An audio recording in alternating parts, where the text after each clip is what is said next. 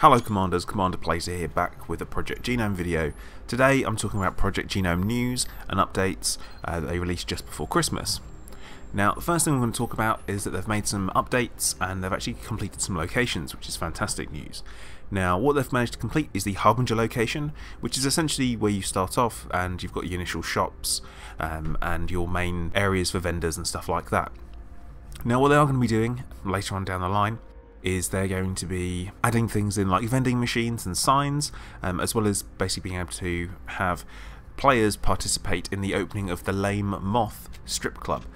Personally not sure how I feel about the idea of an in-game strip club, but hey, it's their goals and what they want to put in there, not me. Now last time I did an update they had actually announced that they'd increased the game world by up to 100 square kilometers. Now as part of that, they didn't just do it to increase the size, but also increase the quality as well. They do seem quite driven with regards to making the game a better quality, which is quite good. Now what they have done is that they've made everything look a bit more natural, I guess. Now initially what they were doing is they had the size of the area and they had a transport so you can get quad bikes and drive around in them, that the area became far too small and far too sparse. So what they've done is where they've increased it, they've added these more things in there and all that kind of stuff, which is good. They've also added more quests in as well. I guess I would call them missions based on this, because you know, if you're on a quest you're in armour and you've got a sword, I guess that's what I would think anyway, but there you go. So they're also aiming to increase the graphics and all that kind of stuff, so that's fantastic news. Also they're going to be looking to upgrade all zones in the game as well, and they're doing some basic upgrades initially, and they're trying to improve gameplay and make it more intense and mature, which is always good, because at the moment it does have a very casual feel to it.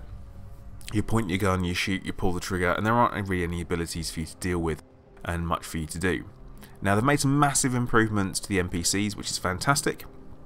So they've improved a lot around their skin tones, the shaders for the hair, and they've also done some remaking of NPC faces. So what they've done is they've managed to change the quality of the eyes in particular, they've mentioned, talking about the eye bleed, so I can only assume that means that everything's a little bit fuzzy, not quite as sharp as they would like.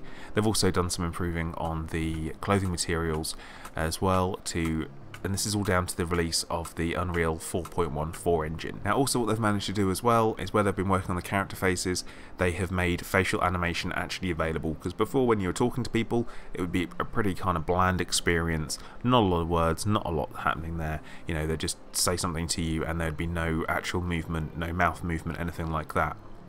Something else they're adding in as well is a day and night cycle for the NPCs. So what that means is there's going to be different activities for NPCs depending on what time of day it is, which is quite interesting. So that will really help bring the game to life, because at the moment everything is quite static regardless of what time you go there, when it is, all that kind of stuff. It's just the same, I guess.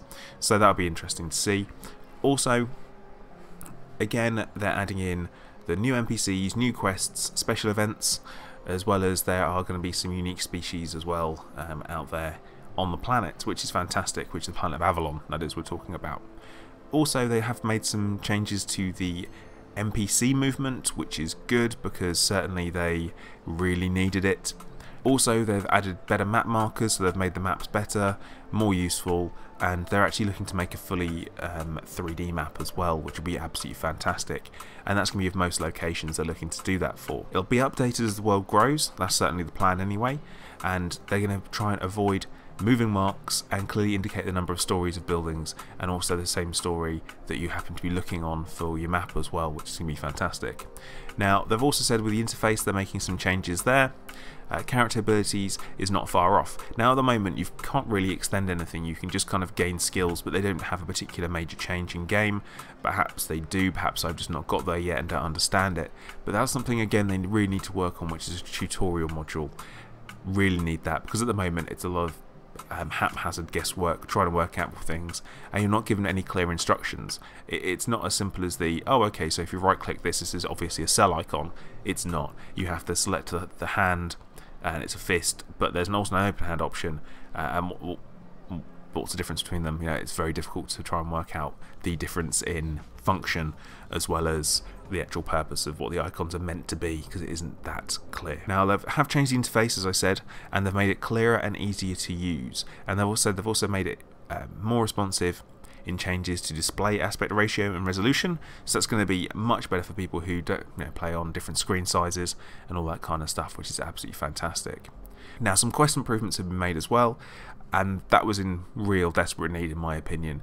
So they've added some more new interesting quests, they've reworked the older ones, and they're more obvious and logical decisions, and that makes the conversations more meaningful, and they've got different tasks in there, and greater interactivity. They've also tried to add as many dynamics in the game as possible to remove useless running between NPCs wherever they could, and that was kind of a big gripe for me anyway. You spend all your time running back and forth, getting something, coming back, getting something, coming back, getting something, coming back, and so on.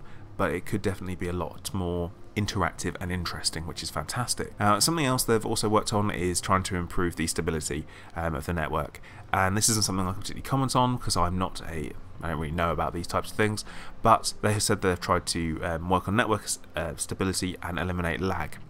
So that's fantastic. That's always a positive thing. That can never be bad when you work on your network to improve it.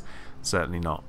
So also, something to bear in mind as well is that Project Genome is still heavily in development and they're still constantly working on it, and it's great to have updates from the studio. Now Neuron Haze have put in some fantastic work so far, and again I continue to look forward to see what they can bring. As it is with Project Genome at the moment, its scope and its possibility is absolutely incredible. If they can give me in-game what they promised in the trailers, absolutely amazing. But until then, I'm going to keep dipping into it, keep playing it, and I'm going to keep everyone updated on what's going on. So once again, I want to thank you for watching. If you haven't already, like, subscribe, leave a comment, tell me what you're looking forward to in Project Genome if you play it already. If you've never seen it before and you've come across this for the first time, have a look, tell me what you think. Once again, thank you for watching. Commander Plater out.